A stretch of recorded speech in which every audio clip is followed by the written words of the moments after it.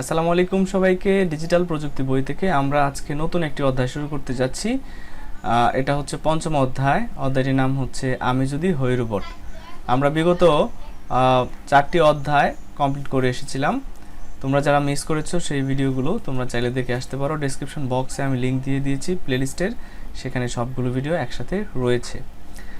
আর তোমরা যারা নতুন আমার চ্যানেলে এসেছো অবশ্যই সাবস্ক্রাইব করে দিবে, বেল বাটনে ক্লিক করে রাখবে নতুন ভিডিও নোটিফিকেশন পাওয়ার জন্য। আর হ্যাঁ, সাবস্ক্রাইব করলে কিন্তু মিষ্টি খাওয়াবো।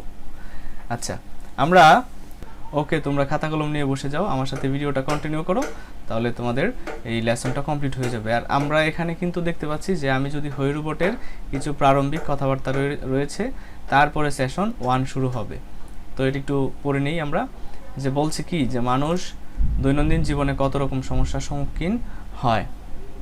কিছু সমস্যার হয়তো নিয়মিত সম্মুখীন হতে হয় এবং সেটা সমাধান করতে হয়, আবার কিছু সমস্যা হয়তো নিয়মিত আসে না কিন্তু হঠাৎ হঠাৎ উদয় হয়। আবার আমাদের সবার জীবনে কিন্তু একই রকম সমস্যা আগমন হয় না।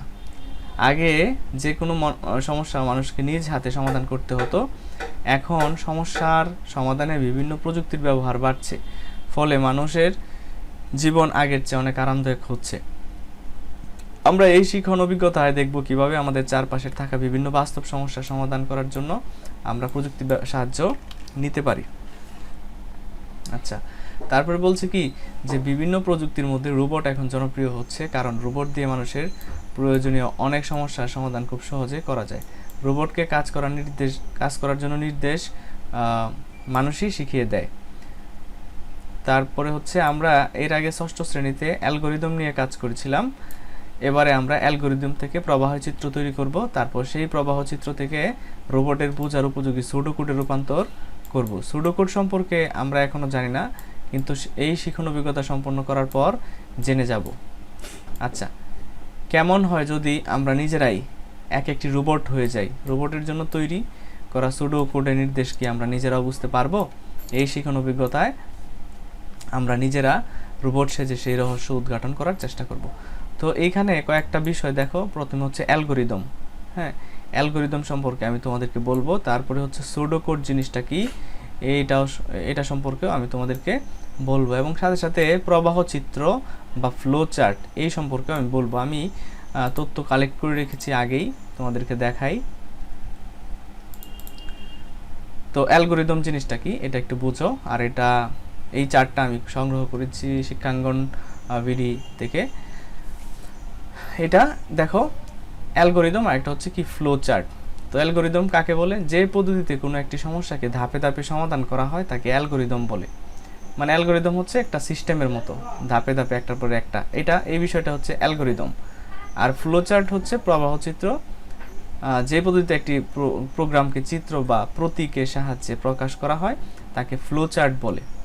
তারপরে যে অ্যালগরিদম, এটি বর্ণনা নির্ভর, এটি বুঝতে বেশি সময় লাগে, প্রোগ্রাম প্রবাহের দিক সহজে বোঝা যায় না, তারপর প্রোগ্রামের ভুল ত্রুটি বের করা কঠিন হয়ে পড়ে। আর ফ্লো চার্টের বেলায় এটি চিত্র নির্ভর, এটি বুঝতে কম সময় লাগে, প্রোগ্রাম প্রবাহের দিক খুব সহজে বোঝা যায়। তারপর প্রোগ্রামের ভুল ত্রুটি খুব সহজে বের করা যায়। ঠিক আছে? আচ্ছা, তো আমরা তোমাদেরকে আগেই বলছি যে এখানে কিন্তু অনেক বিষয় নিয়ে আলোচনা হবে। তো সবগুলো বিষয় আমরা পর্যায়ক্রমে আলোচনা করব আর কি, যখন যেটা আসে। যেহেতু এখন আজান পড়তেছে, আমি একটু স্টপ দিব আর কি। তারপর এখানে আরেকটা বিষয় হচ্ছে সুডোকোড। তো সুডোকোড সম্পর্কে আমরা ছোট্ট করে একটু জেনে নিব। তো সুডোকোড, সুডো শব্দের অর্থ হচ্ছে ছদ্ম বা কৃত্রিম। এই যে এখানে সুডো তোমরা স্পেলিংটা দেখতে পাচ্ছ, PSUDO, এটা হচ্ছে একটা গ্রিক শব্দ।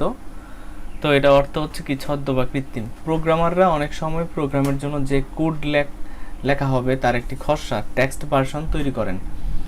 একটি দেখতে অনেকটা প্রোগ্রাম কোডের মতো হলেও আসল নয়। প্রোগ্রামের ধরন ও কার্যাবলী তুলে ধরার জন্য কিছু সংখ্যক নির্দেশ বা স্টেটমেন্টের সমাহারকে সুডোকোড বলা হয়। সুডোকোড থেকে প্রথমে অ্যালগরিদম ও পরে প্রোগ্রাম রচনা করা হয়।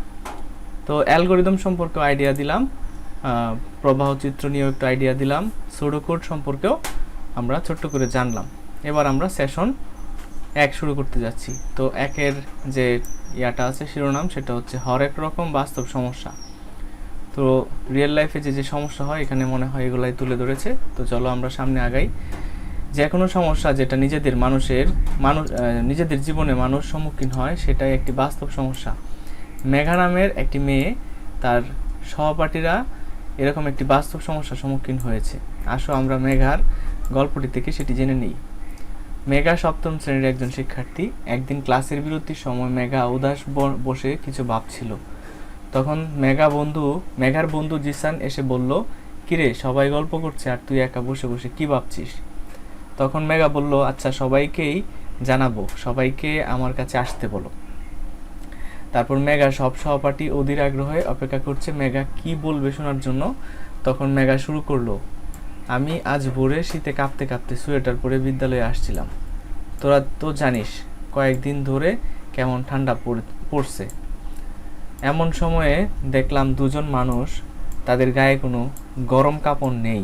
ঠান্ডা অনেক কষ্ট হচ্ছিল ওনাদের। আমাদের আশপাশে কত মানুষ আছে যাদের গরম কাপড় কেনার আর্থিক সামর্থ্য নেই। প্রতি বছর শীতকালে তারা কত কষ্ট করে। আমরা কি এই সমস্যা সমাধানে কিছুই করতে পারি না? এই কথা শুনে মেঘার এক বন্ধু রিয়া বলল, এটা তো আমি কখনো ভাবিনি। আমরা তো চাইলে একটা শীতবস্ত্র বিতরণ কর্মসূচি করতে পারি, তাহলে বেশ কিছু মানুষ উপকৃত হবে যাদের এমন গরম কাপড় প্রয়োজন। তো তার আলোচনা শুরু করলো আর কি। পরের লাইনে বলছে, মেঘা শুনে খুশি হয়ে বলল, তাহলে তো আমাদের এখন বের করা উচিত এই কাজটা আমরা কিভাবে করব, আর সেখানে আমাদের কি কি চ্যালেঞ্জ থাকবে। এবার আরেক বন্ধু হাশেম বলল, সবার আগে চ্যালেঞ্জ হলো আর্থিক। দেখছো, এই যে কোনো কিছু শুরু করার আগে প্রথম যেটা লাগে সেটা হচ্ছে অর্থ বা টাকা। টাকা ছাড়া আসলে কোনো কিছুই হয় না। আমাদের বেশ কিছু গরম কাপড় জোগাড় করতে হবে। এই জন্য আমরা একটা প্রচারণা করতে পারি, যেন যাদের আর্থিক সামর্থ্য আছে তারা টাকা দিয়ে অথবা তাদের বাসায় থাকা পুরনো ব্যবহারের উপযোগী শীতবস্ত্র দিয়ে আমাদের এই উদ্যোগে সাহায্য করতে পারে। তো এরকম একটা পরিকল্পনা তারা করতেছে আর কি, এবং কিভাবে কি করা যায় না করা যায় সব কিছু আলোচনা চলছে। তারপরে পড়ি। এই কথা শুনে বন্ধু নেহা বলল, দেখ হাশেম আমি তোর সঙ্গে একমত। আমি তোর সঙ্গে একমত, কিন্তু আমাদের আরেকটা গুরুত্বপূর্ণ দিক হলো সামাজিক অবস্থার কথা চিন্তা করা। সবার তো গরম কাপড় প্রয়োজন হবে না। আমরা ঠিক কাদের জন্য এই শীতবস্ত্র বিতরণ করব? অর্থাৎ সমাজের কোন অংশে মানুষের জন্য আমাদের এই কর্মসূচি হবে সেটা নির্ধারণ করার জন্য আমাদের একটা জরিপ করতে হবে। সেই জরিপ থেকে আমরা বের করব সমাজের কোন মানুষগুলো গরম কাপড়ের অভাবে আছে। তাই এই সমস্যা সমাধানে কাজ করার সময় একটা সামাজিক নির্ভরশীলতাও আছে। ঠিক আছে, তো আলোচনার মাধ্যমে আসলে অনেক আইডিয়া বের হয়, তো তারা এগুলাই করতেছে। এবারে মেঘা বলল, আমাদের আরো একটা ব্যাপার খেয়াল রাখতে হবে, শীতবস্ত্র সংগ্রহ করার পর ও কাদের প্রদান করা হবে সেই জরিপ করার পর আমাদের একটা ব্যবহারিক দিক। ঠিক আছে, এই যে পয়েন্টগুলো এগুলো কিন্তু পরে কাজে লাগবে তোমাদের। ঠিক আছে, এই যে পয়েন্টগুলো এগুলো কি পরে কাজে লাগবে। প্রথমে আর্থিক সমস্যা, এই যে চ্যালেঞ্জটা কি আর্থিক সমস্যা। তারপরে নিচে সামাজিক অবস্থা, এটাও একটা পয়েন্ট। ঠিক আছে, তারপরে যে সামাজিক নির্ভরশীলতা, ব্যবহারিক দিক দিয়ে ভাবতে হবে। যাদের জন্য শীতবস্ত্র বিতরণ করা হবে তাদের মধ্যে সুষ্ঠুভাবে বিতরণের জন্য একটা নির্দিষ্ট স্থান নির্বাচন করতে হবে। এই যে এটা কিন্তু একটা গুরুত্বপূর্ণ পয়েন্ট। আমরা চাইলে আমাদের বিদ্যালয় ব্যবহারের জন্য অনুমতি নিতে পারি। বিদ্যালয় কর্তৃপক্ষের অনুমতি নেওয়ার পর যাদের মধ্যে আমরা শীত বস্ত্র বিতরণ করব তাদের শীত বস্ত্র গ্রহণের দিন, সময় ও স্থান জানিয়ে দিতে হবে। এরপর নির্ধারিত দিনে বিতরণ কর্মসূচি বাস্তবায়ন করতে হবে। এমন সময়ে রায়হান বলল, আরো একটা দিক আছে, আমরা বেশ কিছু মানুষের মধ্যে শীত বস্ত্র বিতরণ করি। কাদের মধ্যে বিতরণ করব তাদের তালিকা ঠিক মতো হিসাব নিকাশ রাখতে হবে। এই যে এটা একটা পয়েন্ট, হিসাব নিকাশ রাখা, যেন তালিকা থেকে কেউ বাদ না পড়ে, আবার ভুলে একই ব্যক্তির কাছে দুইবার কাপড় বিতরণ না হয়। কাজেই একটা কারিগরি দিক আমাদের মাথায় রাখতে হবে। আমরা কাগজে কলমে লিখে তালিকা নিয়ে কাজ করলে হিসাব ভুল হতে পারে। তাই আমাদের উচিত একটি স্প্রেডশিট সফটওয়্যার ব্যবহার করা। ঠিক আছে, স্প্রেডশিট, যেখানে আমরা তালিকা এন্ট্রি করে রাখবো এবং কে কে শীতবস্ত্র নিয়ে গেল সেটি হিসাব রাখবো। এবারে প্রিয়া বলল, হ্যাঁ আমাদের শীতবস্ত্র বিতরণ কর্মসূচির বেশ কিছু দিক আমরা ভেবে ফেলেছি, তবে যেদিন আমরা বিতরণ করব সেদিনের আবহাওয়া তথা পরিবেশের কথা, এই যে এনার একটা পয়েন্ট কথা আমাদের মাথায় রাখতে হবে। আমরা আগে থেকে আবহাওয়ার পূর্বাভাস জেনে রাখবো, যেন সেদিন বৃষ্টি বা অন্য কোনো কিছুর সম্ভাবনা আছে কিনা সেটা জেনে প্রস্তুত থাকতে পারি, নইলে তো পুরো শীতবস্ত্র বিতরণ কর্মসূচি বিঘ্ন হতে পারে। তারপরে হচ্ছে মেঘা এবারে বলল, বন্ধুরা আমি এখন খুব খুশি, সকালে যেই সমস্যা নিয়ে আমি এত কষ্ট পাচ্ছিলাম আমরা সবাই মিলে আলোচনা করে সেটা সমাধান করার জন্য উপায় বের করে ফেলেছি। এখন আমাদের হাতে অনেক কাজ, সবাই মিলে দায়িত্ব ভাগ করে নেই। কে কোন কাজ করবে, কোন সব জায়গায় কোন লেখছে, এটা কোন হবে, কোন কাজ করবে। আশা করি আমরা এই কাজে সফল হবই। উপরে আমরা মেঘা ও তার বন্ধুদের শীতবস্ত্র বিতরণ কর্মসূচি নিয়ে জানতে পারলাম। ওরা যখন এই কর্মসূচি হাতে নিয়েছে তখন ওদের সমস্যা সমাধানের জন্য 5টি দিক নিয়ে ভাবতে হবে। কয়টা দিক? 5টা দিক। এগুলা হলো যেগুলো মুখস্থ করবা তোমরা, অর্থনৈতিক, সামাজিক, ব্যবহারিক, কারিগরি ও পরিবেশগত দিকে 5টা দিক কিন্তু তোমাদের মুখস্থ রাখা লাগবে। মানে আমি বলতেছি আর কি, মুখস্থ করলে খুবই ভালো হবে তোমাদের জন্য। সত্যি বলতে যে কোনো বাস্তব সমস্যার ক্ষেত্রেই এরকম বেশ কিছু দিক বা চ্যালেঞ্জের সম্মুখীন আমরা হতে পারি, তবে সব বাস্তব সমস্যার ক্ষেত্রে 5টি দিক থাকবে এমন কিন্তু না। কোনো সমস্যা হয়তো শুধু একটি দিকের উপর নির্ভরশীল, কোনোটি হয়তো একাধিক দিকের উপর নির্ভরশীল, তবে আমরা এখন থেকে যে কোনো সমস্যা নিয়ে কাজ করার সময় সেটি এই 5টি দিকের সঙ্গে নির্ভরশীল কিনা সেটি যাচাই করে নেব, তাহলে সমাধান করতেও সুবিধা হবে। এবারে একটি কাজ করি, নতুন একটি সমস্যা নিয়ে ভাবি। ধরি নতুন একটি অপরিচিত জায়গায় আমরা ঘুরতে যাব, এক্ষেত্রে কোন কোন দিকের উপর আমাদের নির্ভরশীলতা কাজ করবে এবং সেই দিকগুলোই ঠিক কীরকম নির্ভরশীলতা আসবে সেটি নিচের চকে লিখে ফেলি। তো এখানে এই যে ওরা যে 5টা বিষয় বা 5টা পয়েন্ট বা দিক নিয়ে ভাবতে বলছে, তো এখানে লেখা আছে নির্ভরশীলতার দিক, অর্থনৈতিক দিক, সামাজিক, ব্যবহারিক, কারিগরি, পরিবেশগত।